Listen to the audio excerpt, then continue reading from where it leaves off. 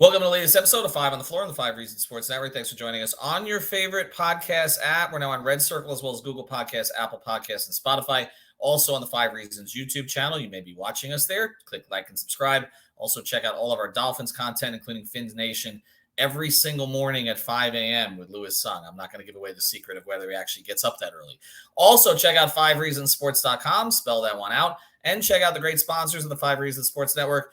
Our fantasy and gambling partners for fantasy, check out Prize Picks. Use the code 5, F-I-V-E. Get that initial deposit matched up to $100. NBA is going on. NHL is going on. MLB just started. I actually won on MLB on opening day. Who knows? If you use the code 5, F-I-V-E, get that initial deposit matched up to $100. Play 2, 3, 4, 5, 6 players together from different teams, different sports. Mix and match them. Play flex play, power play. Prize Picks is where you want to go. Use that code 5, get that initial deposit matched up to $100, and check out our gambling partner, Better Edge. Go to betteredge.com. You can enter the code there, 5RSN. This is peer-to-peer legalized sports gambling. It's legal in 44 states. Those other apps cannot say that. You're betting against peers there. You're not betting against the bookie, him or herself, and so you will actually get paid, and you can find the line you want. So go to betteredge.com. This is, again, a stock exchange. It's social sports betting.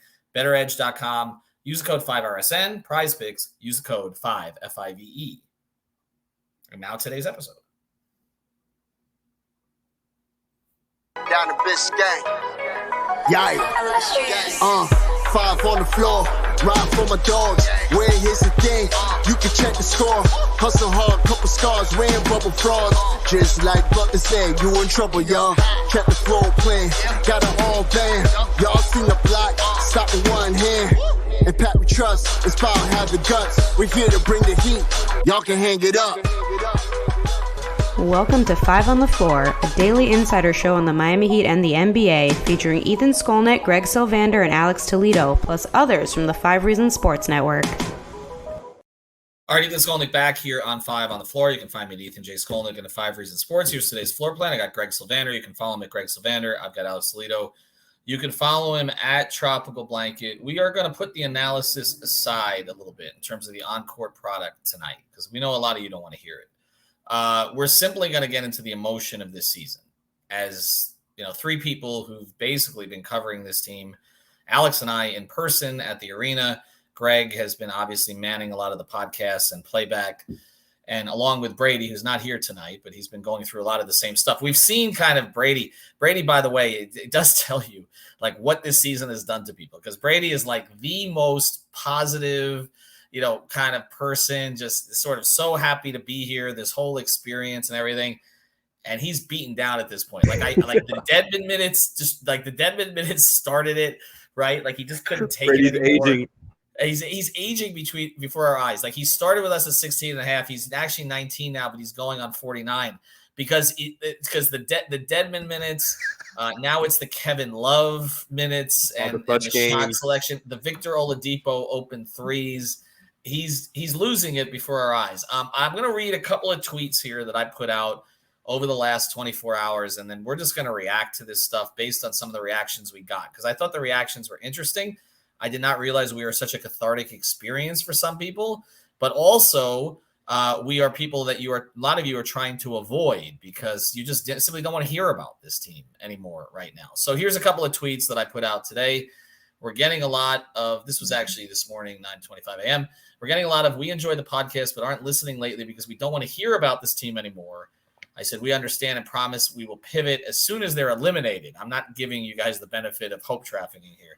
Until they are, we will analyze what's happening on the floor or happening or not happening on the floor.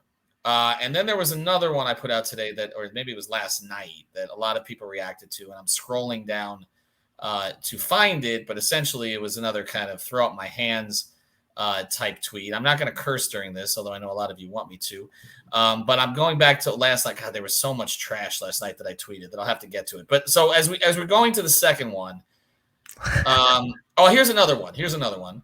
Honestly, I just want someone on this Heat team to show they give a damn about saving this season. Even if it's likely capped at the first round, at least try. There's no fight. So there was a lot of reaction to that one as well over the last 24 hours. And then this one, then just suggestions on the floor, but we've talked about this stuff. Our group has been saying this for a month, but it's past time now. Go all in on fixing the Heat defense. It's too late to help this offense. And then some suggestions there. And then this comes in for Brady. Again, this is where Brady has just lost it. Only 5 games left, and I know many will say it's pointless, but I don't want to see this Heat starting lineup again this season. You can't shift your entire defensive scheme for somebody that's not providing the one single thing you thought you were getting.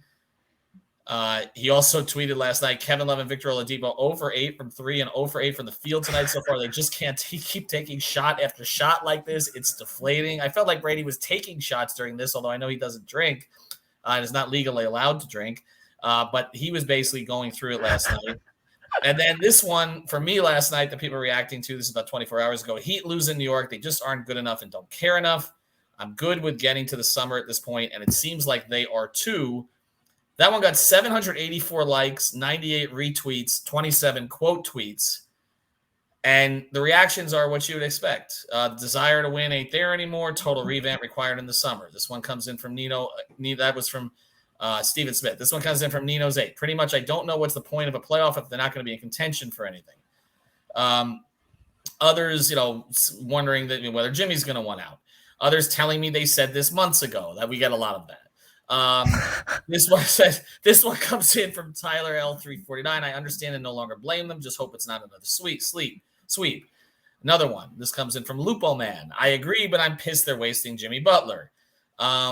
This is just fun season. See you in October from our friend Charles Million, who's a follower of the podcast here. It's just, and then they like their team. They like their team. Let's run it back. They like their team. Been checked out. Don't doubt they even make the offs. This is the kind of comments we're getting. And then again, on the other ones about, the podcast and how we appreciate those who are still listening. We actually had some people who said they're downloading the podcast just so we get paid, but they won't actually listen. Very kind. Which is very nice. That's the hero we need around here. Not with 2 R's, with 1. Greg, this is where we're at, right? Like, nobody's having any fun. Nobody's having fun. The players aren't having fun. The fans aren't having fun. We're not having fun. The other thing that fans are saying, they want the front office to acknowledge what is happening. Like, remember when Pat came out and said, you want to get something to trend? I'm pissed. Mm-hmm. Like, they want Riley to say something that kind of, I think the fact that he hasn't spoke all year, the more that I've thought about that, the more that sits with me in a weird way. But you just look at this team and we talk about the frustrating emotions that everybody is showing, and we're getting a lot of it because we're obviously talking about this team all the time. But truthfully, for me, like, the frustration started back in the summer, and I don't know what's worse. It's like, whether it's the fact that they made no moves and the other teams around them did make moves, and we were constantly talking about the fact that was a risk, or if it's more of the fact that this team lost its identity, and I'm not used to seeing Heat teams lose their identity. How many teams do we see lose, like that you say are soft? This is one of those kind of Heat teams.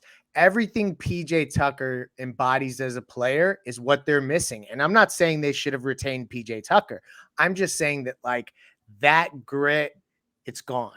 And when you're one game from the finals, that's when you fortify a team. You don't stand pat. And I think that's where everybody's frustration started. So now when you're all the way to the end of the season, Ethan, like, people are just at wit's end. They're literally, their heads are about to explode. You mentioned the offseason, and look, we were all frustrated by that, but I think we recognize the reasons for that, right? We understood, and we talked about this many times, that even though some like to just play, transaction games like they're, on 2K, okay, and making, my player and all the rest of this stuff, that they're, and Alex, by the way, in the background, very nice background there. It's very sunny. I think we understood, like they didn't really have the pieces for Donovan Mitchell because Utah wanted Bam, and you were dealing with Danny Ainge, and Kevin Durant wasn't ready to really get traded at that point, right? Like, we got all that. And we understood kind of the whole Martin, signing Martin. And so PJ, and that wasn't you couldn't sign both if they both wanted their money. Like, I think we got all that. So that's like somewhat explainable. But doesn't it seem arrogant and dismissive that the other teams around them in the East all did things to get better and they did nothing to improve? They literally did not make a transaction. In the ledger, there was no transaction. I understand that. But I think, we understood some of the reasons behind that. Totally. It's not like Milwaukee made major changes this offseason. Boston added Brogdon. Obviously, that was a very, very smart trade. We said it at the time. Philadelphia, they added PJ. And PJ has not been great for them. So, I think, Alex, what to me is more unforgivable and more frustrating is what Greg is talking about that's happened since the season started. The front office plays into this, but this team doesn't fight. I just keep saying this. Like, they don't have any, there's no grit, like that word. Like, they've got no grit and no guts. Like, they don't, so we're supposed to believe they have grit and guts because they can come back against the worst teams in the league and take it to clutch time and pull out those games. Like, that is, and when Spoelstra says, you're getting your money's worth, and everybody's like, you're beating a team that went to the lottery or wants to go to the lottery. They literally are trying to go to the lottery. Like that game against Detroit, like Detroit packed it in intentionally. They want, okay. Like, I'm not going to celebrate that as grit and guts that you can come back against a team like that. Like, I want to see this team respond when the Nets punch them in the face and they're down 31-6, and there's a 31-6 run. Like, somebody steps up and stops that. They don't do that. This team doesn't do that. Like, there's no physicality. You're not bruised after you play the Heat. You're just not. Like, they're not doing anything to impose their will. That's what's frustrating to me, is that this team's identity, whether it's supposed to be defense first thing, even though we said they were going to lean into offense, and all they did was lean off a cliff. They're last in the league. But it's that their identity was they were going to play hard. They were going to make you work for things. They don't. That's my frustration. I'm kind of in the same place with you. Like, I just feel like they're a team that, we've seen forever is all about, they pride themselves on their effort and, their grit and their hustle and all these things. And that was, like you said, that was their identity this season. They were all defense. It was a little gimmicky, but leaning into their strengths, being able to force turnovers, just being an aggressive team on defense, be disruptive, and all of that, just all their different defensive coverages just really takes up a lot of effort to keep up. Possession by possession, game over game, season by season. And I think slowly as the season went on, it got to a point where we thought things were going to come around and get better. And all that happened was everything got worse. And when you talk about, this episode is the theme is the frustrations from this season. There's just so many to list. Like, whether you talk about the most obvious ones, like the entire team, other than like Tyler Hero and Caleb Martin and Jimmy forgetting how to shoot threes for their standards, right? That's the most obvious one. Then you go from like a team that was heavily movement reliant to now a team that has kind of gone away from all that. Some of it intentionally to get Bam and Tyler going a little bit more. But I think in general, they've lost their identity offensively that they had when they were more successful. And now over these past month or two, they're just not who they were defensively. So they're going through this weird lack of identity. All these close games, they can't even get to them anymore because they just kind of suck now. Like I said on last night's podcast. And look, the reason I have this background here, I chose a picture. I'm here live from Cancun, because it feels like the team is like I'm done thinking about this team and being frustrated about this team. It feels like. Is their wireless lagging too? Is it that they didn't even get good wireless? Mickey didn't get them the good wireless that they ended up in Cancun and they can't contact anybody. Yeah, the Wi-Fi here in Cancun is a little off, but yeah, man, like I'm on vacation from this team as a serious contender because it feels like they're on vacation. It feels like they're just like, yeah, whatever, we'll be in the play-in. If we win, we're in the playoffs again against a tough team. If we lose, 1, 2, 3 Cancun, and so that's where I'm at. I don't even know that they'd count to 3. That's too much work for these guys lately. Look, I'm reading some of these other comments, and we'll get to more of them as we go. But this came under my comment about people saying that they couldn't basically listen to the podcast anymore, and it's even though we suck, it's not really our fault. This comes in from Chips Ferguson. Yeah, man, nothing against you all, but the team ain't worth the time. This one, I still listen to all the podcasts about this team because I'm a masochist with a destructive personality, and we're here for you. Okay. Then this one too, you should call out Pat so that he do his job and make this team better. You end up benefiting with more listeners. I don't see that you pointed this out on Twitter, Greg. I mean, we haven't you can't we? win. I mean, we're not, just because we try to look for some nuance here, which is like, you can't just make every trade just because you feel like it and it gets you clicks. Okay. We're not, all of a sudden, we're not calling out the organization. I am with you entirely on this, and I'm sure I'll get a stern talking to from Mr. Riley if I bump into him in a hallway. He needs to talk. I'm with you. He needs to talk to the media. I think that, and I'm not saying me, go have a sit down with Anthony and Ira and Tim Reynolds if he wants. He's got to talk to somebody, okay? Because you're right. Or you. I mean, those days are long gone, although I'm sure I'll get I'll get a pat on the back of the neck. I'll just say this. He needs to talk to somebody. Okay, because I think what has happened here is that it does seem like they don't care. And I know that's not true, but I know that's not true because of others I talked to inside the organization. And the frustration is palpable, and things that they thought were going to happen have not happened. And they do care. Of course they care. Okay, he's not asleep or any of that. And I understand that, like, okay, maybe Family Festival, which was a very nice event. It's for charity, and they raised a ton of money. And it's a great thing that he and Chris Riley, his wife, do, along with Steve Stowe and others with the organization. And I understand not speaking about basketball there, but he has before. I mean, I've been to many, many family festivals. Okay, they haven't had one since 2019. My last was 2018, where Pat speaks about basketball. I have the stories that I wrote over the years. And instead, we're told no basketball questions today. So, okay, so if you're not going to talk about it then because it's a charity event, I get that. There should have been a conference call after no moves were made at the trade deadline, or there should have been a conference call after Kevin Love was acquired, or there should have been a forum for, the media to act on behalf of the fans. And instead, it's sort of these backroom conversations we're having to figure out how the organization is feeling. I'm not doing their bidding. I just want to make it clear to people to keep my credential, okay? I've had credentials there for 30 years. Nobody's taking away my credential, okay? I hope not, please, okay? Point is, if not, I'll buy a ticket. But the access isn't what it used to be anyway, okay? It's never anybody in the locker room before games. But what I'm saying is that, like, it's not about that. It's that I try to talk to people in the organization so I understand what it is they're trying to accomplish, what they're frustrated by. It would be better if the man who's in charge spoke. And look, I've been critical of Chris Greer of the Dolphins through the years from kind of hiding from the media. Pat really doesn't need to hide from anybody. He's getting a statue down here. Absolutely. Right. And so I just think, we're talking about, he hasn't spoken since before the season started.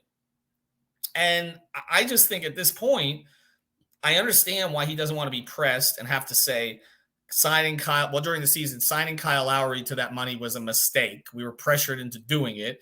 Or he doesn't want to say, I wasn't really the one who wanted Duncan at that number. Like, I understand he's going to be backed into a corner on certain things. But again, he's Pat freaking Riley. Like, he's dealt with worse than this over the course of his career. I've been at press conferences where he's been pressed, okay, on a variety of different things.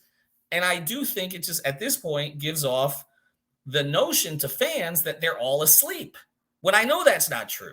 And so I would hope that, it's not going to happen before the end of the season now. But I think, Greg, you and I have talked about this. I would hope once the season ends that he's going to lay everything out on what went wrong and what, and all that, because this season is a disaster. There's no way around it at this point. It is, you go from the number 1 seed to you're scrapping and clawing to keep the 7 or 8. Yeah. And then think about, like, the one moment to improve was the trade deadline. And then the team just does the Dedmon move. And then you don't talk afterwards. Like, I believe that the exit interview presser, which generally happens like after the season, when they're wrapping and such, that is going to be a fascinating one. I can't wait. That's what we're looking forward to at this stage. We went from looking forward to off-season trades to looking forward to the season starting, to looking forward to Dedmon's contract being eligible for trade, to looking forward to the trade deadline, to looking forward to the buyout deadline where they managed to get a guy who's shooting 11% on open threes. Okay, and now we're at the stage where we're waiting for the wrap up interview. Okay, on a day that we know that all of these players, except probably Bam and Tyler, are going to split. Okay, Jimmy's not going to talk to the media after the season. Okay, and that we're going to end up in a situation where it's like for Pat to kind of clean up the mess, and that's what we're looking forward to. Like that's what we should put on pay-per-view. That's what we should put that press conference on playback and let everybody respond to it. That's a hell of an idea. I did miss the cue though. I did miss the cue. When disaster strikes, if you can't have a Pat Riley press conference, you got to reach out to Water Cleanup of Florida. WCUFL.com. That's WCUFL.com. Oh, no, the house is leaking. Look at that. The house is leaking. What's the name of the new arena going to be? It's like Kaiser Sose Arena. Water Cleanup of Florida, based in Boca Raton, but they service all the counties down here, Dade, Broward, even some ones you haven't heard of. Michael Robert and his team, they'll take your call any time of day over Water Cleanup of Florida. They got this new membership program you got to check out. It's preventative maintenance, because you know that insurance companies, if you don't prevent it, they're going to try to get out of paying it. So reach out to WCUFL.com and open enrollment in their new membership program. Again, Michael Robert and the team will take care of you. 954-579-0356, 954-579-0356. You've got the schmutz. They got the guts. Speaking of a great Pat Riley press conference, do want to mention one more thing here. A couple more things. One, we will have playback on the Saturday night game, which Alex Brady and I, unless I lose my credential, will be there on Saturday against Dallas. We can watch another team that's imploding. And also, we're going to watch party at Tropical Distillers in Alapata. It's about 10-15 minutes outside of downtown Miami. We're going to be at Tropical Distillers for the Tuesday night game, Detroit against Miami. We'll be there then. So join us. And, I mean, we get 2-for-1 shots prior to tip-off. So you may need those if they lose to Detroit. Kaseya Center. Thank you, Alex. I'm not even sure what that is. A 17-year deal or something like that. Yeah, just like the last one. So here's the thing, okay? I always go to you on this stuff because you're a little bit more of the generation that kind of, more. I know you love the 06 team, but I'm talking about I consider you to be Big Three fandom to a certain degree, because that's more your generation, okay, than Greg and I, who are back in the Stone Ages of, Zoe and Timmy, and to a certain extent, Glenn Rice and Steve Smith. I mean, we have said that this fan base is spoiled, and they are, but I don't feel like they're acting spoiled right now. Like, I feel like I have to give them a little bit more credit than that. Like, I feel like they're spoiled and not recognizing that it's hard to make the playoffs as consistently as this organization has. You're entitled to a down year, but I don't feel like they're spoiled in the sense of being really disappointed in what's happened this year. And mostly it's just not a pleasant product to watch. It's not like they don't compete.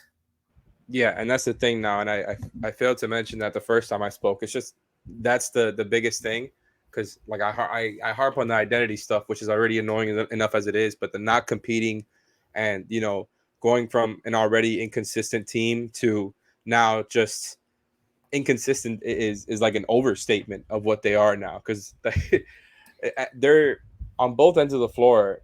There's points in the game where it's just obvious. Like, and I keep using the word lethargic, and I feel like it's the best one, just because that is the energy that they're giving off. Is easy to see. Like, we watched forever. All these teams, all these different iterations of playoff heat teams are almost always defensive first and are always filled with tryhards. And and you mentioned the LeBron era and the spoiled fans and all that. I started watching during the Shaq era, but still, that's even more to your point, right? Because we got the Shaq era and the Shaq and Wade era, just seeing Dwayne in his prime, win as a Finals MVP in his third season, play at a damn near Jordan-esque level, like everybody loves to say, and just absolutely dominate. And then you go from that, you have a couple of lean years. There was a little bit of pain there, right? Because the Wade missing the entire season. You had a couple of just kind of irrelevant first round outs. It was fun. It was fun to root for Dwayne and watch him be in his prime. And even that, we're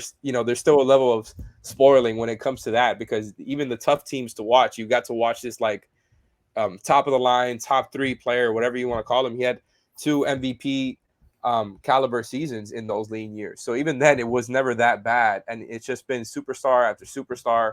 And now you're in this iteration where you don't have the biggest names in the world, but you've seen this build between Jimmy and Bam, and now to a lesser extent Tyler, go far before, do it a couple of times, even though nobody saw it coming. And now those expectations went up. People, you expect more win now moves and just always trying to retool, and they didn't do it. They tried to go after the big whale and failed. They failed at 2 of them in the summer. And that rhymed. I didn't even notice, but really, like, that set the tone for the season. And you guys have spoken on this better than I could, but it really did. Like, they went for the big whales. Nothing happened. They weren't able to retool even. And yeah, like, fans are right to be disappointed with that, right? We spoke about that, but then this season in itself is disappointing because even if, maybe we were a little silly for thinking they were going to be a little bit better, they should have been a little bit better. Like, there was definitely a few too many games where they blew. Not even just counting this last 3 games losing streak, not even counting this post All-Star break 8-10 identity of no defense of theirs. Pre All-Star break, there was plenty of games they blew. They should be a little bit higher in the standings. Like, yes, that happens to every NBA team. You lose games versus teams you're not supposed to, but they just did it a little bit too many times. And even if they weren't as good as we thought they'd be, everybody's right to be a little bit disappointed. And I think it's obvious, just the general team energy, all of it, the morale is not there. And it doesn't feel like they're fighting for each other, playing for each other anymore. The effort just kind of is waning. So, yeah, I mean, I don't know what else to say about this team. Pistons, Spurs, Hornets, Magic. I mean, how many do we need to count at this stage? I mean, we talk about the games they blew. They're in position now where literally Julius Randle, the most, you could argue, maybe not the most important player on the Knicks, but one of the 2 most important players, injures his ankle against them, scores 3 points, comes out of the game. They lose the game anyway, and now they can't even take advantage of the fact that Randle's going to miss the rest of the regular season. Like, they literally could not catch and pass a team that traded Kevin Durant and Kyrie Irving in the same damn season for good role players. They could not pass that team. We're not talking about Boston or Milwaukee or Philadelphia or even green-ass Cleveland, okay? We're talking about the Brooklyn Nets, who essentially punted on their entire plan after dealing with all kinds of crazy adversity early in the season. Durant literally hurts himself against the Heat while finishing an 11-game winning streak, gets traded after that. Kyrie gets traded. Ben Simmons is done for the season and made no damn impact at all this year. The Heat could not pass that team, and not only could they not pass them, they gave up 6,000 points to Mikal Bridges the first time, and the second time they gave up a 31-6 run in the third quarter. And that's why when we get tweets like this from RB2659, and I'll close here. Nice to meet you, RB. Sadly, this is very true, Ethan. This is when I said that we understand people not wanting to listen to us right now. I didn't miss an episode from you or Miami Heat Beat last year. Now I don't listen at all. Not because of your work, but because of the stale organization you cover. RB, you don't hear me right now because you're not listening, but we sympathize. Thanks to our sponsors, Water Cleanup of Florida, Prize Picks. Use the code 5. Better Edge, use the code 5RSN. Come drink with us next Tuesday night. I'm not going to drive Brady to drink. I'm not going to be responsible for Really this. nice spot, by the way. It's a great spot. But if anybody was ready to have a drink, just put Kevin Love out there for 18 minutes and have him shoot 8 threes, and Brady's going to be under the table. Have a good night, everybody. Thank you for listening to the 5 on the Floor on the 5 Regional Sports Network.